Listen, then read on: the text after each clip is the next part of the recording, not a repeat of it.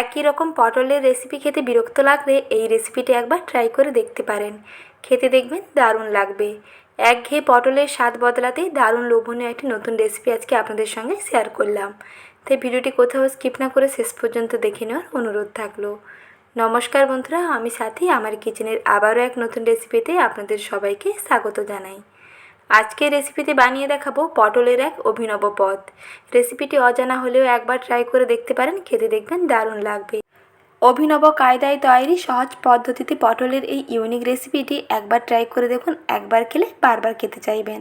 তাহলে আসুন দেখে নিন আজকের সহজ রেসিপি। পটলের এই ইউনিক রেসিপিটি তৈরি করতে প্রথমেই এখানে নিয়ে নিয়েছি কয়েকটা পটলগুলো এরকম টাটকা এবং পটলগুলো একটু একটু পুরু হলে অর্থাৎ একটু মোটা হলে এটা খেতে কিন্তু বেশি ভালো লাগবে। তাতে পুরটা দেখবেন বেশ ভালোভাবে ভরা যাবে, বেশ অনেকটা পুরের মধ্যে ভরা যাবে পটলটা যদি একটু বেশি মোটা হয়। তাই একটু মোটা এরকম পুরু করে পটলগুলো নিয়ে নেবেন। তারপরে পটলের খোসাটাকে আলতো করে ছাড়িয়ে নিলাম। একটু ওপরের গায়ের আস্তরণটা ছাড়িয়ে নিলেই হবে, বেশি পুরু করে ছাড়াবেন না। তারপরে পটলগুলোকে এরকম দু সাইডটা কেটে নিই, তারপরে দু ফালি করে কেটে নিচ্ছি। যেমন ভিডিওতে দেখিয়ে দিচ্ছি দেখুন, এইভাবে করে কেটে নিতে হবে। দু ফালি করে কেটে নেওয়ার পর পটলের মধ্যে যে এই বীজ এবং শাঁসটা আছে এটাকে একটু বের করে দেবেন। একটা চামচের সাহায্যে দেখবেন কাজটা অনেক সহজ হয়ে যাবে। চামচ দিয়ে এরকম আলতো হাতে পটলের মধ্যে বীজ এবং শাঁসটাকে চেঁচে মুছে বের করে নিচ্ছি। পটলের বীজ এবং শাঁসগুলোকে বের করে নিয়ে পটলের এইরকম একটা খোলও রেডি করে নিচ্ছি। যাতে এর মধ্যে স্টাফিংটা ভরা যায় তার জন্য পটলের প্রথমে এরকম খোল রেডি করতে হবে। আর এই বীজ এবং শাঁসগুলো কিন্তু ফেলবেন না।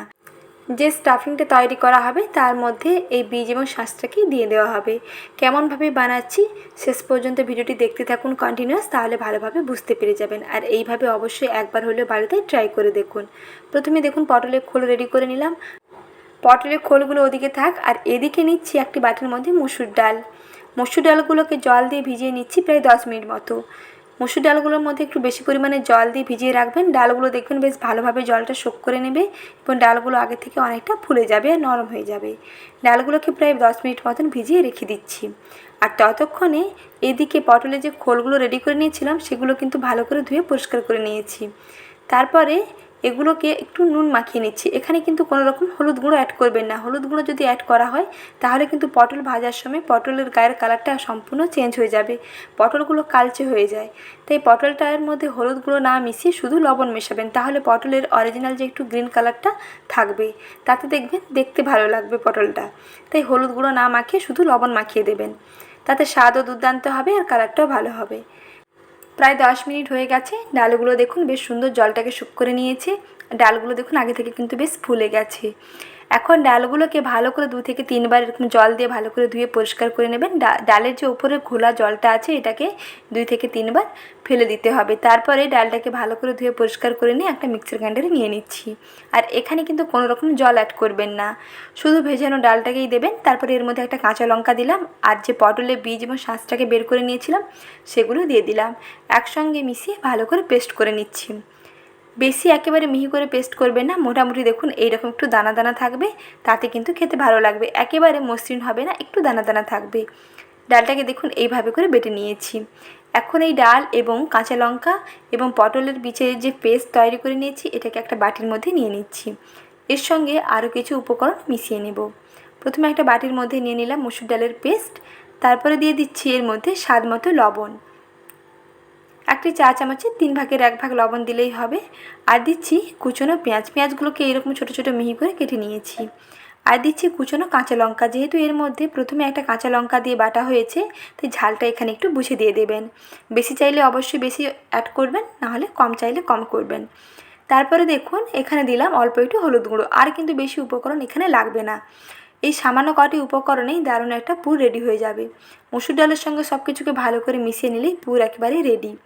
এখন নুন মাখানো পটলের মধ্যে দেখবেন অলরেডি কিন্তু একটু জল ছাড়তে শুরু করবে। তারপরে সেই পটলের খোল থেকে জলটাকে ভালো করে ফেলে দিয়ে পটলের খোলগুলোর মধ্যে এইরকম ডালের পুরটাকে দিয়ে দেবেন। বেশ ঠেসে ঠেসে করে ভরে দিচ্ছি, আর একটু বেশি করে ভরে দেবেন, তাতে খেতে দেখবেন ভালো লাগবে। এইভাবে পুর ভরা পটলগুলো রেডি করে নিচ্ছি।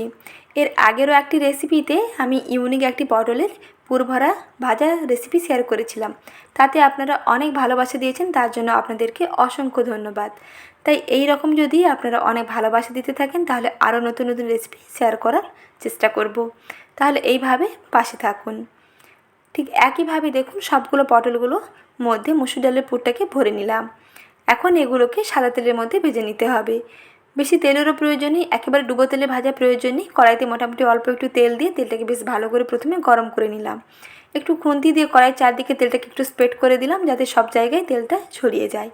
আর বেশ গরম হলে তেলটা তারপরে পটলগুলোকে ছাড়বেন। আর যেদিকে পটলের পুরটা ভরা থাকবে সেই দিকটা প্রথমে তেলের দিকে দেবেন, যাতে দেখবেন বেশ সুন্দরভাবে ডালের পুরটা ভালোভাবে সেট হয়ে যায়, পটল থেকে আর ছেড়ে না বেরিয়ে চলে আসে। তার জন্য যেই দিকে পুর ভরা থাকবে সেই দিকটা প্রথমেই কড়াইতে দেবেন। দেখুন কত সুন্দরভাবে পটলগুলোর গায়ে পুরটা বেশ ভালোভাবে আটকে গেছে। এইভাবে ভাজলে দেখবেন পটল থেকে আর পুর বেরিয়ে যাওয়ার কোনো রকম সম্ভাবনা থাকবে না। তারপরে পটলের যে দিকটা সবুজ অংশ থাকবে সেই দিকটা ভাজতে একটু বেশি সময় লাগবে। কিছুক্ষণ ভেজে নেওয়ার পরে দেখবেন বেশ ভেতর থেকে সুন্দরভাবে ভাজা হয়ে যাবে এবং পটলের গায়ের কালারটা সম্পূর্ণ চেঞ্জ হয়ে যাবে। কিছুক্ষণ ভেজে নেওয়ার পরে এইরকম যখন বেশ লালচে কালার চলে আসবে, সোনালি রং ধরে যাবে, তখন এগুলোকে তুলে নিতে হবে। তেল থেকে তুলে একটি প্লেটে সার্ভ করে নিচ্ছি। দেখতে দেখুন বন্ধুরা কত সুন্দর হয়েছে। দেখতে যেমন সুন্দর হয় তেমনি খেতেও অপূর্ব স্বাদের হয়। ওপরটা একেবারে মুচমুচে হবে আর ভেতরটা সফট হবে। খেতে খুবই সুন্দর লাগে, একটি খেলে আর একটি খেতে চাইবেন। গরম ভাতের সঙ্গে ফাটাফাটি লাগবে। এমনি খালি মুখেও খেতে পারেন, আবার গরম ভাতের সঙ্গেও সার্ভ করে দেখতে পারেন। ডাল ভাতের সঙ্গে দারুণ লাগবে। আর পটলের এই ইউনিক রেসিপিটি ভালো লেগে থাকলে ভিডিওটিতে প্লিজ লাইক করবেন। আর এইরকম নতুন নতুন রেসিপি পেতে চ্যানেলটিকে সাবস্ক্রাইব করে নেওয়ার অনুরোধ থাকলো। তাহলে বন্ধুরা আজ এই পর্যন্ত, আবার শীঘ্রই হাজির হব নতুন রেসিপি নিয়ে। পরবর্তী রেসিপি দেখার আমন্ত্রণ রইল। আপনারা সকলে ভালো থাকবেন, সুস্থ থাকবেন। আর এতক্ষণ রেসিপি দেখার জন্য জানাই অসংখ্য ধন্যবাদ।